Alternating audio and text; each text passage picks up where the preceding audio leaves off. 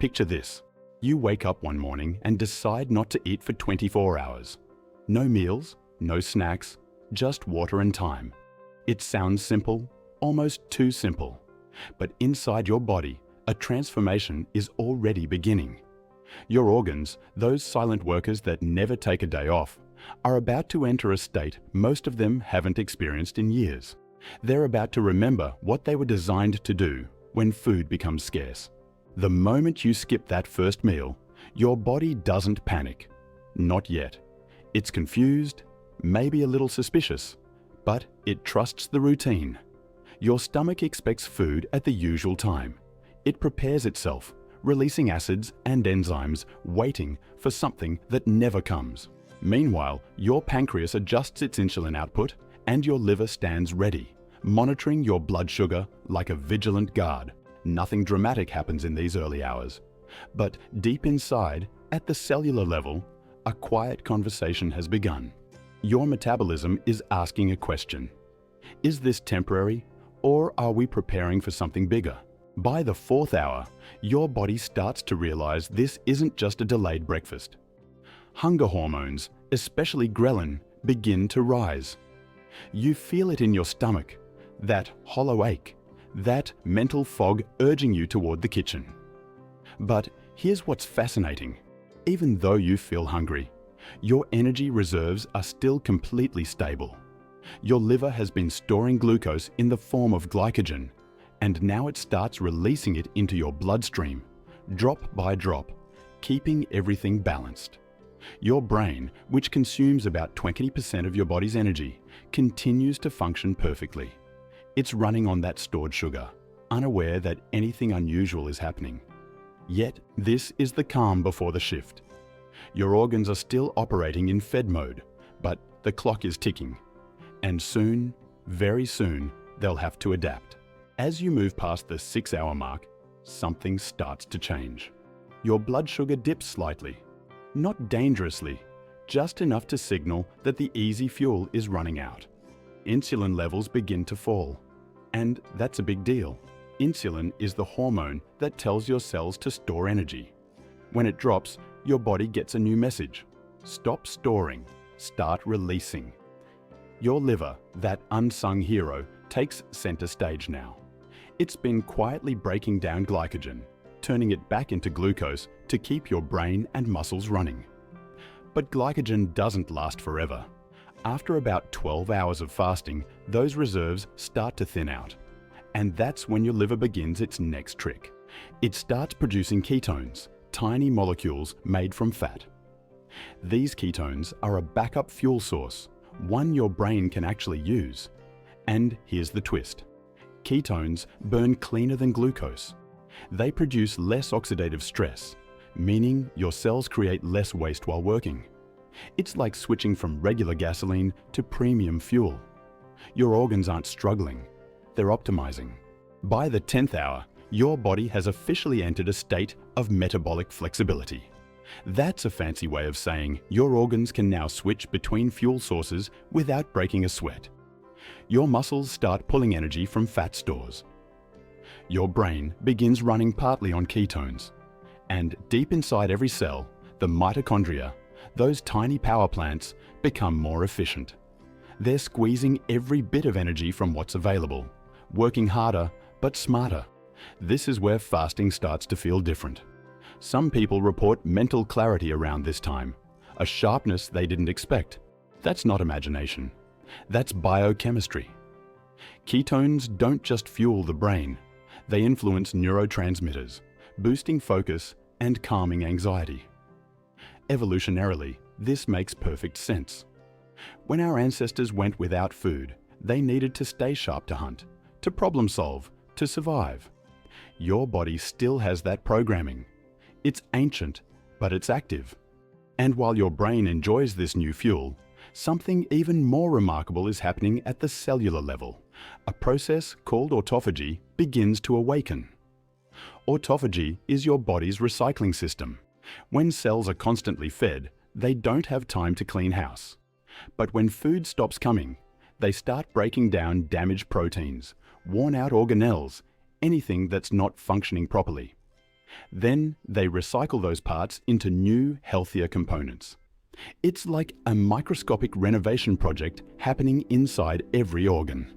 This process is so important that the scientist who discovered it won a Nobel Prize, because autophagy is linked to longevity, disease prevention, and cellular health. In short, fasting gives your organs permission to repair themselves from the inside out. Now, let's talk about your stomach and intestines. By the 15th hour, your stomach is completely empty. Yet it still contracts, still produces acid, still follows its regular programming. That's why you might feel that growling sensation, even though there's nothing left to digest. But here's the benefit. With no food to process, your gut lining finally gets a break.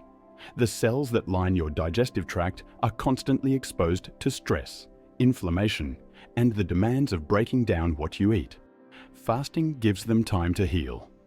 Studies suggest that even short fasting windows can reduce inflammation in the gut, improve symptoms of conditions like irritable bowel syndrome, and strengthen the intestinal barrier. That barrier is crucial. It prevents toxins and bacteria from leaking into your bloodstream, a condition called leaky gut. When your intestines rest, they rebuild, they fortify, they prepare to work even better once you eat again. And let's not forget the trillions of bacteria living inside you. Your microbiome, that invisible ecosystem in your gut, begins to shift during fasting. Certain bacteria that thrive on constant feeding start to decline. Others, the ones adapted to scarcity, begin to flourish. This shift can improve microbial diversity, which scientists link to better immunity, improved mood, and even weight regulation. So while your stomach may feel empty, your gut is far from inactive. It's recalibrating, rebalancing, and renewing itself in ways that constant eating never allows. By the 18th hour, your body is in full fat-burning mode. Triglycerides stored in your fat cells are broken down into free fatty acids, which flood your bloodstream and travel to your muscles, your heart, and your liver. This is the stage most people associate with fasting: weight loss. But it's so much more than that. Your liver takes those fatty acids and converts them into ketones, ensuring your brain has a steady energy supply. In fact, after 20 hours, ketones can provide nearly half of your brain's fuel. This metabolic state is why fasting is being studied for neurological health, including diseases like Alzheimer's and epilepsy. The brain doesn't just survive on ketones, it thrives. Meanwhile, your heart adapts in its own way. With insulin levels low and inflammation reduced, your cardiovascular system starts to relax. Blood pressure drops slightly. Blood vessels become more flexible. Heart rate variability, a measure of how well your heart responds to stress, often improves during fasting. But there's a caution here. Fasting also affects electrolytes, minerals like sodium, potassium, and magnesium that regulate your heartbeat. If you're not hydrating properly, you might feel dizzy or experience palpitations. That's why water, and sometimes a pinch of salt, becomes essential during longer fasts. Your heart is strong, but it needs balance to function at its best. And then there's your pancreas. This small organ, tucked behind your stomach, usually works non-stop producing insulin every time you eat. But during a 24-hour fast, it finally gets to rest. Insulin production drops to a whisper, and that rest is healing. Studies show that giving the pancreas a break improves insulin sensitivity, meaning your body becomes better at managing blood sugar in the long term. This is why fasting is being explored as a tool for preventing and even reversing early-stage type 2 diabetes. Your pancreas isn't lazy when it rests, it's recovering. Around the 22nd hour, something profound happens. Human growth hormone levels spike. We're not talking about a small increase. Research shows that HGH can rise up to 5 times its normal level after a full day of fasting. Growth hormone is critical for tissue repair, fat metabolism, and muscle preservation. It's one of the body's most powerful regenerative signals. And here's the beautiful part. You don't need injections or supplements. Your body produces it naturally in response to fasting. It's as if your organs recognize the challenge and respond by strengthening themselves. This hormonal shift protects your muscles, encourages fat burning, and supports recovery at every level. It's one of the clearest examples of how fasting isn't deprivation, it's activation. But let's address the fear that stops many people from trying this. What about muscle loss? Won't your body start breaking down protein if there's no food? The science is clear. During the first 24 hours, muscle breakdown is minimal. Your body is too smart for that. It prioritizes fat and glycogen first. Only after several days of fasting does the body begin using significant amounts of protein for fuel. In fact, that surge in growth hormone actively protects your muscles during short fasts. What you might notice is a temporary dip in strength or endurance. That's not because you're losing muscle. It's because your glycogen stores, which fuel intense activity, are low. Once you eat again, that strength returns. Many athletes use intermittent fasting precisely because it helps them burn fat while preserving lean mass. Your muscles are safe.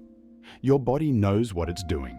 By the time you reach the 24-hour mark, your organs have completed an entire cycle of adaptation. Your liver has shifted from storing energy to releasing it. Your gut has rested and repaired. Your brain has learned to run on ketones. Your heart has found a more efficient rhythm.